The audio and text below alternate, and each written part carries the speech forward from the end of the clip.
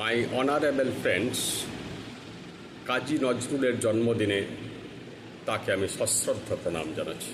তিনি বিপ্লবী কবি ছিলেন। সাংঘাতিক যন্ত্রণাময় জীবন।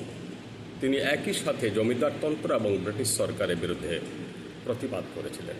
তিনি সারা জীবন হিন্দু মুসলমান বিভেদ দূর করার জন্য কলম চালিয়েছিলেন, কিন্তু তিনি সফল হননি। কারণ এই বিভেদ বাস্তবে কোথাও নাই। এই বিভেদ আছে মানুষের মাথায়। একটা পর্বত ভেঙে দেওয়া যায়, কিন্তু একটা কুসংস্কার ভাঙা যায় না, বলেছিলেন বিজ্ঞানী আইনস্টাইন।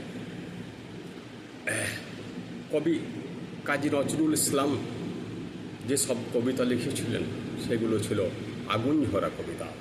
তিনি কোনো অন্যায়ের বিরুদ্ধে কোনো ধরনের প্রতিবাদ করতে দ্বিধাগ্রস্ত করেননি, ভীত হননি, বারবার জেল কেটেছেন, তবুও তিনি লিখে গেছেন সমানে। নমস্কার।